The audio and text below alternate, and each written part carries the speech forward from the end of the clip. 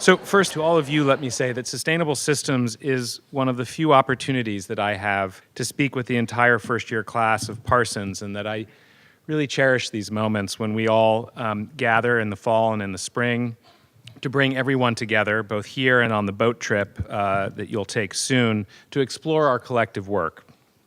I think sustainable systems is core to your education at Parsons. Sustainable systems is where you begin to consider the context for your work as artists, designers, and innovative business leaders and entrepreneurs. So tonight, I'd like to unpack what we're trying to get at in this class and use this time together to try to answer 3 questions for you. The first question is, what connects all of the many pursuits of Parsons? Some of you have come here because you want to be artists exploring culture, history, place, and time through a variety of traditional and new media. Others are here to become designers. You want to make fashion and buildings and design interiors, conceive of new, innovative, useful, and beautiful products and systems and services, and you want to tell stories through images, drawings, technologies. You want to solve problems, launch businesses, or redesign business itself. But the question is, what holds all of this together? What is the link from art to design to business? What connects it all? So that's the first question. The second question is, what does it mean to design for resilience, the theme that I want to talk about tonight? And the third question is, what is the role of a course like Sustainable Systems in an education that is framed by the answers to those first 2 questions? So the answer to the first question, what connects it all, is context. Art, design, business all happen in place, in time, in relation to conditions and constraints of where we are in the world, how we see it, and the possibilities to design it differently. Human imagination and endeavor are constantly remaking the world. As a species, we prod and bend and transform the raw materials and the energy flows of the planet into the objects and spaces and places of everyday life. We are makers of cities and homes, buildings and parks, cars, trains, planes, bicycles, and clothes. We develop technologies and tools and networks that allow us to communicate across great distance and extend the capacity of our bodies to sense and comprehend the world around us. We are storytellers. We are explorers, at turns restless and rooted, innovative and cautious, and wildly creative. We define beauty, proportion, and aesthetics in ways that bring us together and drive us apart. Humans are designers capable of the most compassionate, far-sighted, and joyful actions, and we are capable of doing great harm. Design is not a neutral act. So what is the context in which we are working today? What are the constraints? What are the possibilities? In May of 2013, seems like a long time ago now, I gave a very short lecture at a new school called a New School Minute. David Van Zandt, the president of the New School, had asked a collection of faculty from across the university to give these 1-minute talks as part of an alumni day. And I dedicated my 60 seconds to the social and environmental implications of this number, 400, as in 400 parts per million of carbon dioxide in the atmosphere. On May 10th of 2013, the day before my presentation, the measure of atmospheric CO2 had just reached 400 parts per million for the first time since the Pliocene, some 3 to 5 million years ago. I spent 60 seconds trying to convey the significance of the milestone we had just passed. The Keeling curve here represents it. And I asked alumni and colleagues that day if they remembered nothing else about what was said in the collection of 1-minute presentations, that they should remember the number 400 and remember where they were when the world had reached that milestone, because future generations would want to know what they'd done about it. The next year, David asked me to speak again and to speak on Alumni Day, and I decided to add 2 more numbers to my 60 seconds. The first is 860. As in 860 gigatons of carbon dioxide, which is the amount of CO2 that we can dump into the atmosphere, largely by burning fossil fuels, in the next 35 years, and still maintain an 80% chance that we will not go past 2 degrees Celsius warming. as a measure of average global temperature increase in the globe. The recent Paris Accords that Finn talked about established 1.5 degrees Celsius as an upper limit. Since the beginning of the Industrial Revolution in the 1800s, the burning of fossil fuels, together with the production of other climate-altering greenhouse gases such as methane, have raised global temperatures by just under 1 degree Celsius. The Copenhagen Accord established 2 degrees Celsius as a limit of safe temperature rise before we produce dangerous anthropogenic interference with the climate system. So think of 860 as a global carbon budget, or how much we can screw things up before we have a really messy, complex problem that exceeds the ones that we're already seeing today. The second number I want to talk to you about is 2,860, as in 2,860 gigatons of CO2, which is the amount of the Earth's known fossil fuel reserves. This is all the coal and oil and gas that has already been identified by energy companies and governments, and it amounts to approximately 3.5 times our total carbon budget. So if you think of these two numbers in relationship to each other, 860 is our budget, 2,860 is the total carbon-based fuels energy companies want to pull out of the ground to burn, you see the problem. If we burn all the known reserves, we have no future. However, if we pull this fuel out of the ground, we're likely to burn it. In the first 15 years of this century, we have already put approximately 450 gigatons of CO2 into the atmosphere, and we're adding almost 40 gigatons at current rates, which leads me to my point, and that is that we need to leave it in the ground. So how do we do that? To do that, we need to redesign the world's products, systems, and services. We need to redesign design, and we need to do it fast as it requires social change. This is perhaps the most significant contextual shift impacting design in the 21st century, and it will impact every area of design from fashion to cities, from services to products, from business to supply chains. This is not an option. It's a certainty. For design to be relevant, for your work to be relevant, it will have to respond to this context. So how do we leave it in the ground? Well, divestment is one way of doing that. Since most of you are still relatively new to Parsons, you may not know, or maybe you do know, that the new school divested its endowment from fossil fuel stock holdings. This was the work of many students. Let me repeat that. This was the work of many students who pushed us and, well, worked with us,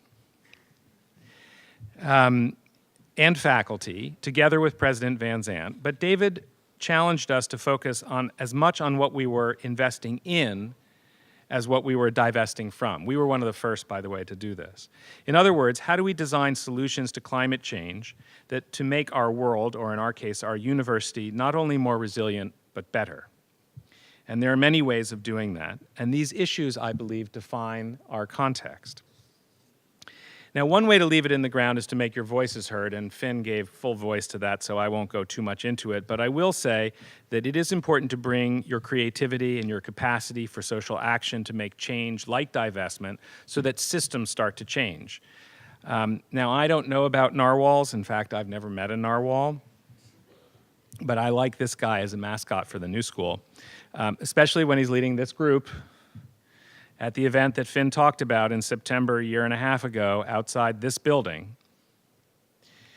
But to really leave it in the ground, as I said before, we need to redesign design itself. Classes like Sustainable Systems are part of that process, as they are part of the curricular work necessary to establish the way design plays a positive role in the transitions of the future. So the second question I mentioned at the outset is, what does it mean to design for resilience? Particularly given the context I've just laid out and in which design will work going forward, not to mention the political climate that's been brought up today, and I'll get to that at the end. Designing design for resilience means that we need to rethink and reframe the process of design, and very importantly, the criteria by which we evaluate the success or failure of design solution to business or to a product or to a system or to a service. Today, I would argue design is still most often valued by its commercial success. Is it desirable? Does it sell? Perhaps more generously, does it solve a need? Or is it perceived as beautiful? All of these criteria are important. Indeed, in a world altered by climate change, these criteria will not go away. They are too connected to human emotion and desire to easily be put aside. Let's call them necessary, but not sufficient, to the design criteria by which successful products, systems, and services will be evaluated going forward. But how do we think about design in a new way in response to a new context in the midst of social change? This is often what is called a paradigm shift.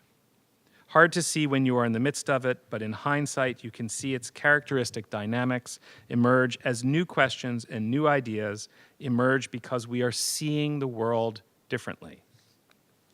Here's one example of looking backwards toward the future. In 1979, Paul MacCready, who had in 1977 designed the first successful fully self-contained human-powered flight, launched the Gossamer Albatross, weighing less than 32 kilograms and sporting a 29-meter wingspan. The Albatross made the first human-powered flight across the English Channel. The trip lasted nearly 3 hours and covered more than 35 kilometers. Remember that design enables human action. It's purposeful, and it magnifies our capacity. It reveals and it conceals who we are. And while design has played a role in every epoch of human history, it has never been more important. In the 21st century, communities around the world are confronted with material, strategic, and interconnected challenges. Food systems, fresh water resources, poverty, healthcare, energy efficiency, transportation infrastructure, and humanitarian aid, to mention just a few. Design alone will not solve these challenges, but neither will they be adequately engaged without the creativity and the strategic thinking of designers, of you, of all of you in this room. Climate change may be the most disruptive of these dynamics, but it is not alone when considering supply chains, material and resource constraints, water usage, labor and human rights, all issues you are exploring in different ways in sustainable systems. Here are some other examples of work that follows, I think, from the paradigm shift that MacCready anticipates with his beautiful challenge to mobility. In this instance, a challenge to housing and affordability, a project of Parsons students called Empower House, built as part of the Solar Decathlon. This project is a passive house. Essentially, it is an energy positive house and is built based on affordability standards established with Habitat for Humanity.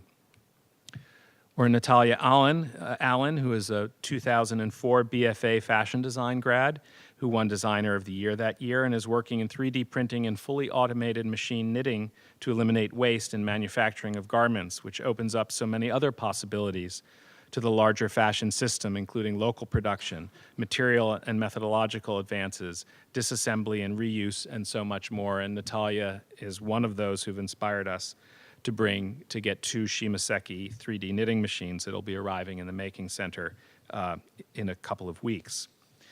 And from the highly technological to the most basic, composting, and how it is supported in an urban ecosystem. These compost bags, designed by transdisciplinary design students in our MFA program, thinking about system-level implications of urban living, soil regeneration, nitrogen shifting from farmland to urban waste streams and closing that loop.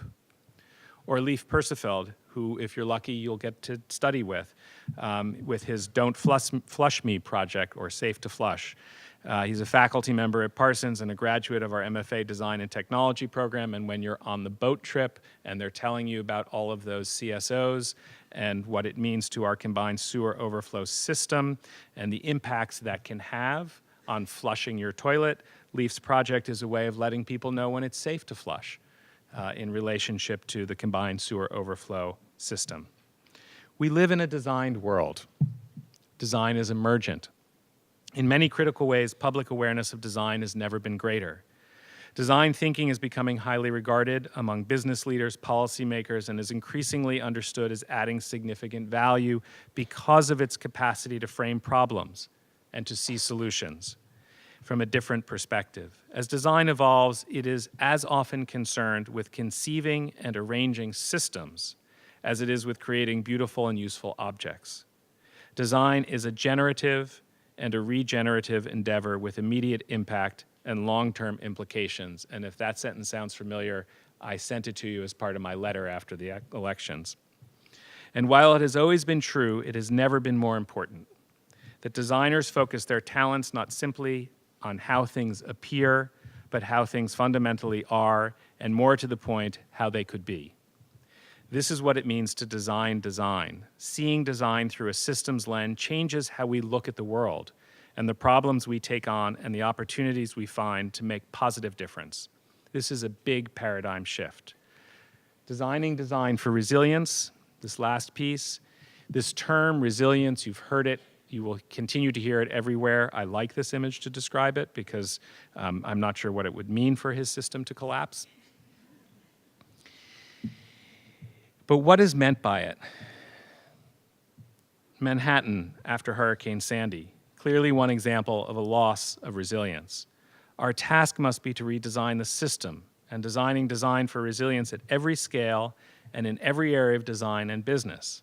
This is very different from designing design for consumption or for planned obsolescence. Remember, too, that Hurricane Sandy was not a surprise.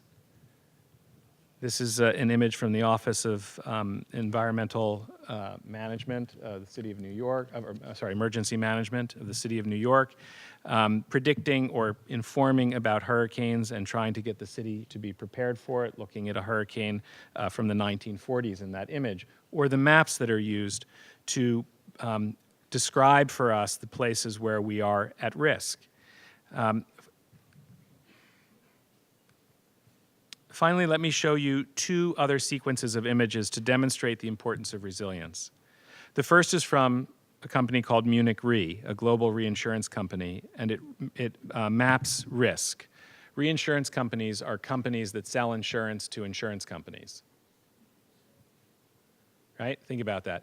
It's the sale of insurance to an insurance company because when you need the insurance, and if a lot of people need it all at one time, they don't have the capacity to make good on those claims. And so there are these global reinsurance companies. They're some of the biggest businesses in the world. And Munich Re, among many of them, has been mapping risk because that's the business that they're in. And I've zoomed in on New York City here, again, to focus from our Hurricane Sandy lesson, to illustrate the point that before Sandy, we already knew that there was likely to be a series of storms of this sort. And these images are now about 14 years old, but I find them compelling, 15 years actually. And their influence, they're similar to some of Finn's from earlier, but they've recently come back into the news. And so I'm gonna show you this last segment. From January through early March of 2002, an ice shelf along the eastern edge of the Antarctic Peninsula collapsed. And so this is on the bottom, as opposed to Finn's top, or the top if you're looking from the southern hemisphere. But in any case, it released 720 billion tons of ice into the Weddell Sea. The disintegration of the Larsen B ice shelf was, at the time, the single largest event in a series of ice shelf retreats along the peninsula over the preceding 30 years. As a matter of scale, the Larsen B was 20% larger than the entire state of Rhode Island. Or looked at another way, the red rectangle here on these images represents the approximate size of Manhattan in relationship to the Larsen B. Across the Antarctic, ice shelf retreats are attributed to regional climate warming, which is to say that more collapses are likely, representing a loss of resilience. You heard about that in Finn's presentation.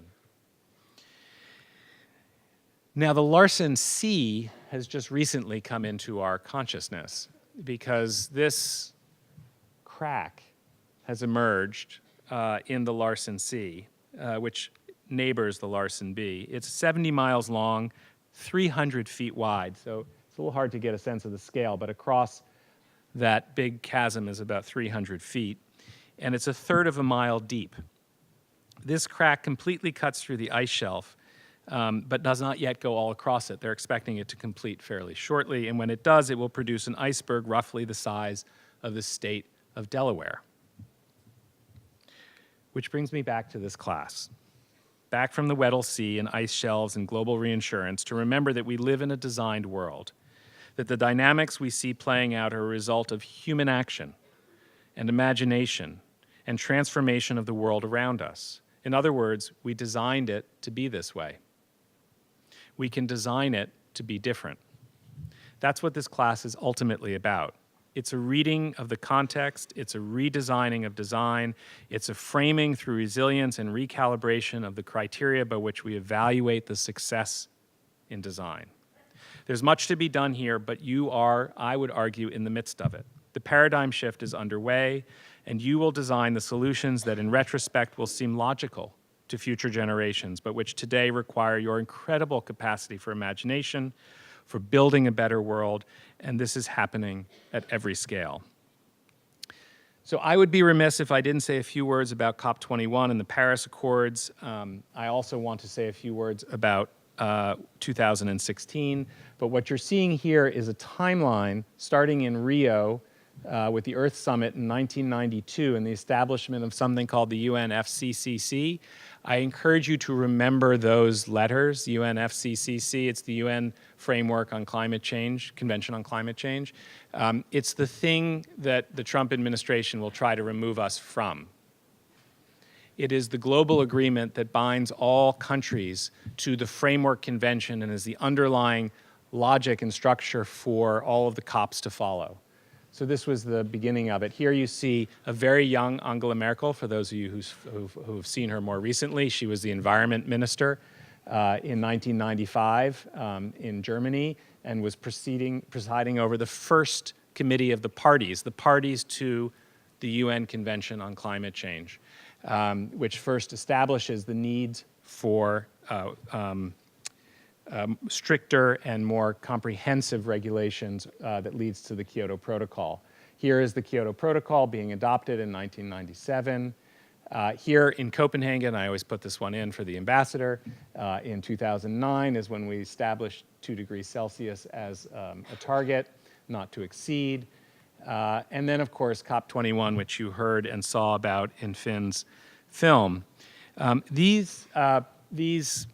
This timeline is followed by what's happened in 2016. So the Paris Accords are, of course, the highlight of that. But in Kigali, in Rwanda, an agreement was reached in 2016 to extend the Montreal Protocol on ozone. This is an enormous agreement and a milestone.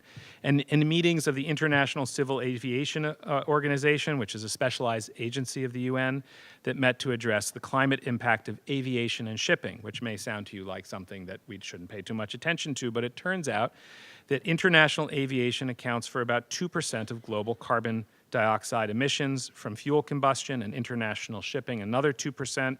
Taken together, if they were a country, they would be the 6th largest emitter of CO2. So the fact that in 2016, Paris and Kigali and the other agreement happens actually in Montreal, which for those of you who follow the history of these things is kind of ironic. All of these things happen in 2016, and yet we find ourselves with, at the end of 2016, a pretty substantial body blow to this progress, the US presidential election. So now in the United States, I don't need to remind you that the Environmental Protection Agency is headed by Scott Pruitt, the head of the former Oklahoma Attorney General, who has spent most of his career suing the EPA to advance the interests of oil and gas. The Department of Energy is headed by former Governor Rick Perry, whose only memorable comment about the Department of Energy is that he wanted to shut it down, except he couldn't remember its name. And finally, Rex Tillerson, who is our new Secretary of State, has spent his entire professional career working for ExxonMobil. This is a formidable challenge to the progress that we need to make. But when I look across the timelines that you were seeing there, what I see are many challenges to the progress over the 25 years from the signing, from the original Rio conference to where we are with the 2016 successes. I see plenty of administrations, whether they are in the United States or around the world, who are hostile to the notion of progress in these areas, and yet there has been substantial progress consistently across these 25 years. And so while the work in the United States today is one of resistance, of persistence, I would say, if we were to think about Elizabeth Warren, and that is a strategy for building resilient action. We must also remain optimistic and understand that our goal is designing a better world, and that's what our task is. So sustainable systems is where you reframe that practice of art and design and business. It's a mosaic, but one that stands out among, does not stand alone or alongside or parallel to your other courses, but rather provides you a way to see your other courses and engage them through this lens of sustainability, the lens of resilience. So I want to end with Earthrise. This was the image that was most associated with the rise of the modern environmental movement. Spaceship Earth, the fragile blue planet. And it's an image that captured a generation and allowed us to see how fragile our home is. This is another view of planet Earth, and it shows you the debris circulating the planet, the space junk, if you will, that was designed, in the broadest sense, to be there. It's the launching of satellites and the stages of those satellites that are left orbiting the planet. It's the breakup of some of those over time. This is essentially bad design. It's the garbage that we design in a system, and it circulates around our planet. And there is no place to throw this away. This is the ultimate externalization. It's our garbage circulating our planet. There's no out there for our garbage. So I leave you with this question. What's the image for the 21st century? You can engage or you can ignore, but if you ignore, I would suggest your work will become irrelevant. You didn't choose this context, but it's the context for art and design and business for the 21st century. How will you make it beautiful? How will you make it meaningful? How will you make it possible and desirable? How will you make it better? That's your challenge. That's what we're here to discuss tonight. I thank you for coming, and we'll take some questions from our other speakers.